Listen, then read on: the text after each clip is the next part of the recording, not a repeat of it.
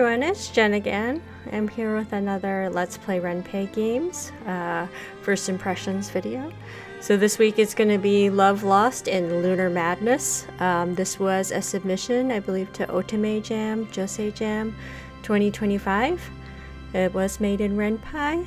I just saw some screenshots of it and the title kind of piqued my interest, so let's check it out together. Initially, when I'm loading up the screen, I like the title menu. I like the sparse use of this yellow to kind of like accent where we have the title here and the options. I like this color scheme with this kind of like more saturated but still a little bit subdued, like reddish orange here, along with this like purplish blue. It's just a really good use of like kind of complementary looking colors.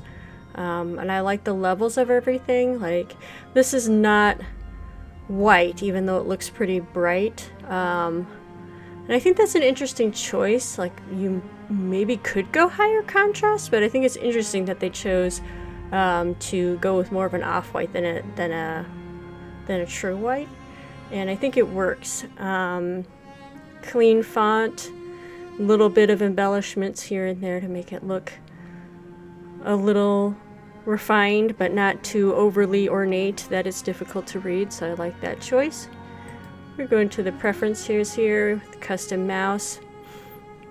Again, the purple and the teal are nice kind of complementary looking colors, and they go well with this kind of like goldish yellow here as well. So I really like all the color choices. I think I have a tendency to go more lower saturation just to kind of play it safe. And so it's nice to see something that's a little more bold with the colors, but still like not necessarily going for like a high saturation aesthetic, like not necessarily going for like something like really like neon or anything like that, but just bright, decently saturated colors that are just very complementary. So I like that. Let's go ahead and start. Here we go again. So already I like this detailed background. I like the colored line. I like the detailed sprite art. I like the warmth of the background with the coolness of the character. I think it keeps them a little bit separated, despite the fact that they're fairly within the same range as far as value. So like if you were to make this image into like grayscale, I think things would start to get a little too close together, but being that this is a little bit cooler and this is a little bit warmer, I think it helps them stand apart. One thing that I feel like might like kind of also help the character artwork stand out a little bit more is that, and I run into this problem with my own art sometimes just with the way that I'm drawing, is that the line art for the background is thicker than the line art for the character, and I think maybe just a very subtle blur to soften those lines in the background might help the sprite art stand out a little bit, but that could just be a preference thing. I like the simple GUI. Again, I like this kind of goldish yellow borders for the GUI. Let's continue. These same stairs, again, every single time. I move forward, feeling the warm, slick texture of the fleshy steps underfoot. I like that description as well. I grimace as I begin to make my way up the seemingly endless staircase.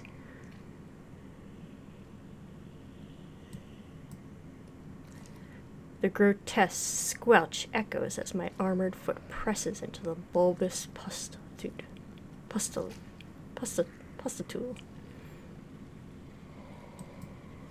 It bursts beneath my weight, sending a rancid odor shooting into the air. I groan and quickly pull my foot back. Yeah, this is going to be a long walk up the staircase. These are what the stairs are like. Yuck. Ugh! Why'd they have to make the stairs out of flesh? Seriously, what is this game? Surprised there isn't a sea of blood, too. Yeah, that... I keep climbing, the weight of my heavy armor pushing down on my shoulders. Each step becomes more taxing than the last. Just imagine, like, climbing up stairs that are also, like, your feet are, like, sinking in, like you're, like, trying to walk through, like, sand, if you've ever had to, like, walk over, like, dunes and stuff, like, how exhausting that is. Like, imagine, like, having to go upstairs at the same time in heavy armor. My Zoolander clinks against my back with every movement, swinging slightly with my rhythm. Sometimes, I swear this game is cheating. How many times have I fought this boss now? I'm wondering if I'm saying these things out loud, or the protagonist is saying these things out loud, or if they're thinking these things. I'd like maybe a little bit more of a distinction with that. Because I'm thinking about, or I'm narrating, or I should say the protagonist is narrating in first person, like going through the actions of going up the stairs and things, and they're also like having these opinionated thoughts about the experience. And I'm not sure if the use of like you as the character, if like it would help to have like this in parentheses, just so I know I'm kind of like thinking to myself, or I'm like, is the protagonist so frustrated that they're just like saying this stuff out loud, like muttering this stuff out loud as they're coming up the stairs. Maybe it's not that important of a distinction. 50? 100? I pause. The top of the steps is in view. I stand for a moment, catching my breath, pulling the straps of my gauntlets tighter before continuing on. It's gotta be at least 100. What is this boss even doing? I'm stuck on phase 1. Phase 1. I could be playing literally anything else right now. A cozy farming sim sounds like heaven compared to this masochist fever dream. I slump for a second, feeling the exhaustion in my aching bones. My shoulders sag beneath the weight of my gear, but I force myself to keep moving. The mist ahead dances, a mocking red veil that promises yet another death. I grit my teeth, climbing a few more steps. I wish I were at least thrown head first into story mode instead. Hell, the game wouldn't be half as annoying. I fake laugh, shaking my head. Yeah, right. Wouldn't be nearly as fun to see Kenji laugh at me, especially after he ghosted me out of nowhere. I haven't heard from him in over a month. We used to talk every single day before he decided to leave without a trace. We were even supposed to go on a date to the local cafe. As if that wasn't bad enough, I decided to pick up the game he recommended, and now I'm stuck here, in the game. Apparently, he doesn't even need to be in my life to torture me. What an asshole. I could just imagine his laugh, like he's never been stuck on a boss before. Plus, this isn't just any boss, it's the final boss of the game, the Prince of Madness. I reach the top of the stairs, my breath ragged from the climb. The weight of my armor and weapon make me feel like I'm sinking into the flesh under my feet. The crimson mist swirls, alive and unpredictable, moving with a life of its own. Like how the sound effect changed there. I take a moment to steady myself, taking deep breaths. Can't believe he roped me into this obscure mess. Chaos Spirits, it's called. Supposedly, it has a cult following. I'm still waiting to see the appeal. I don't even like ARPGs. I was supposed to be nesting under some blankets with a sweet otome game, not climbing up these horrific fleshy stairs to fight whatever he is. Maybe I should just quit. That would be me. I would just quit. I have low tolerance for climbing fleshy stairs these days. I stare at the mist swirling around the massive decaying ancient door. The dark metal groans, echoing through the air as the door shifts slightly on its hinges, revealing the faintest glimpse of the throne room beyond. I would love to hear a little squeaky hinge noise right there. Just hang up my desk hang up my dark berserker armor, ditch the Zoo Hunter, and go live in a tiny village with a couple of NPCs. Yeah, that would be totally me. Buy a farm, raise some sheep. Yeah, that sounds nice. I would just turn this game into a cozy sim if it let me.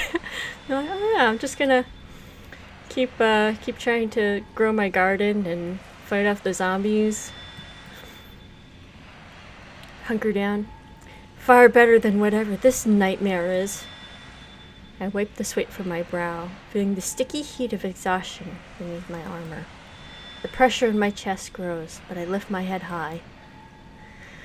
I can't quit now. I sigh heavily, eyes narrowing at the mist. If I get out of here, I swear I'm going to strangle Kenji with his own controller.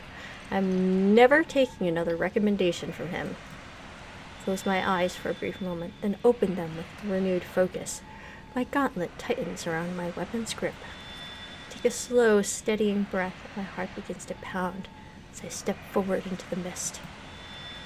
This is it. One last shot. I can do this. I move forward as the mist closes violently around me. The door creaks open with a large groan. I step through, making peace with the nightmare that awaits me. Here we go. I look up at the vast Gothic throne room, the throne of madness in its ruins. Really like this background. Really love this red and purple. Just really pretty. This must be because of the lunar madness. This was the screenshot that got me interested in playing this game, I'll be honest. The game's central curse. The moonlight here infects everything it touches. That's an interesting premise.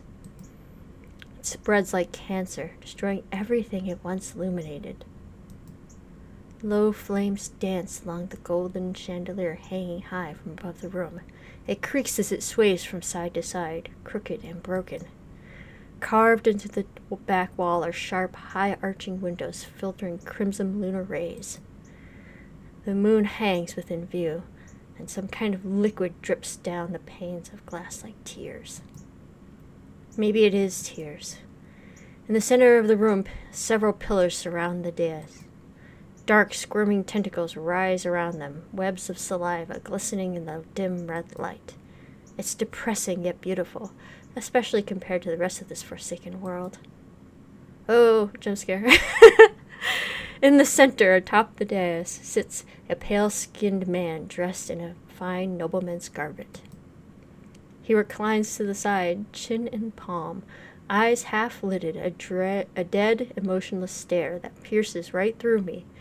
It is almost as if I don't even exist. Yet another challenger approaches me. If this were my first time hearing those lines, I say his voice was honeyed, strangely alluring. Even from afar, it curled against my ear. Soft and chilling, it drew me in, held me close like an embrace. It distracted me. So I think now I'm going to make another opinion, and this might just be my opinion, but I feel like there are some lines where the you is there speaking, but it sounds very much the same as just like the narration. And there was also an instance where it was like the you was not there, and they were saying like, I'm going to do this, I'm going to do that, as if they were speaking. So I think this is probably unnecessary. Just my opinion. But now, not so much. I grit my teeth, muscles tensing. My fingers twitch against the hilt of my Zohander. I don't know if I'm pronouncing that right. Oh, shut up! I snap into a readied stance, steel screeching as I unsling the blade from my back. Like there, it makes more sense to have the you there because the protagonist is speaking to another character in game, so we know that they're like definitely saying that out loud. After being trapped here for so long, the weight has grown familiar. Comforting even. My knees bend, and I plant my feet hard against the cold stone floor. This is why I always like to play light armored characters. Let's get this over with already. I wait for him to move. for the boss music to kick in, for anything. Some tell, some twitch, some flash of red eyes, but he doesn't move. He just stares at me, still reclined, chin in palm. His half-lidded eyes are looked lazily on mine, like I'm nothing more than a passing thought. Hello? Long silence. Seriously? Is he bugged or something? That's exactly what I'd be thinking. I lower my sword a little. He doesn't even blink. Doesn't so much as breathe. I shift uncomfortably. We stare at each other. Wait a second. An insidious, beautiful idea flickers to life. Oh my god. He is bugged. He can't move. Excitement bubbles in my chest. My heart kicks into a sprint. If I land a good hit, just one clean strike, I could end this. I could win after all this time. And I will laugh at that guy who made me play this game to start with. If he ever stops ghosting me. Finally, I'm getting out of here. I break into a sprint. My boots thunder against the stone as I charge. The Zyhander gleams in the crimson light, heavy in my grip, but my momentum carries me forward like a cannonball. Ah! I leap. My muscles scream as I raise the massive blade over my head. The wind whistles past my ears. I see the throne. I see his pale face. I see victory. This'll take a huge chunk off his HP bar. Ooh, fun. I like that. But then a red flash. Dang, it was just a setup. His saber blurs up in one hand. There's no warning, no effort, just a motion blur. So fast I almost don't see it. Screaming metal greets me. Ah, I love these little battle indications. My blade stops dead in midair. His saber, thin and elegant, holds it effortlessly one-handed. Our blades meet in a clash that rattles my arm to the bone. The weight of my strike, meant to crush him, is halted like it's nothing. Dang this OP boss. We lock eyes. For a moment, time stalls. His stare is unblinking, unfeeling. Was it really that obvious? Am I that predictable? Or is his AI somehow scanning my movements?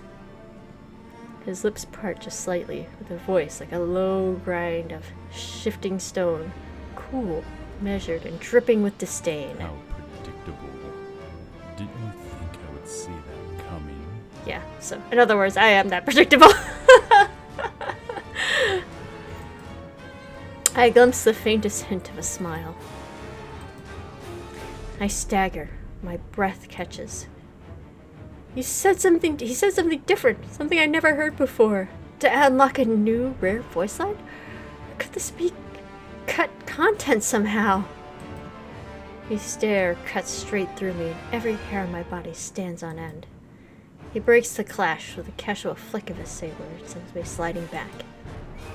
I skid to a halt, immediately pulling up my guard. So you can defend yourself after all. Like that eyeball on your hair, sir. Nice eyeball. There it is again. More unscripted dialogue.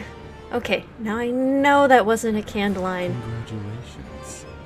You've uncovered the secret. I speak. So the story is starting to get really interesting here. I think I'm going to leave it at that, and I will leave a link in the description below so that you can download this and find out the conclusion to this this thrilling battle here that's unfolding. I'm interested in seeing how this resolves. To be honest, I wasn't expecting this to be a kinetic novel. Usually I like to try to go for games that Renpy games that have more player interaction. But I think the story is pretty well done for being a kinetic novel. It's piqued my interest. Maybe it's touching at my gamer heartstrings. But yeah, I think it's well done. I do really just love the color choices in this. And yeah, I hope you give it a chance for yourself. Okay. Have a great week. thanks for watching, and if you're working on anything, don't forget to enjoy the process. Bye now.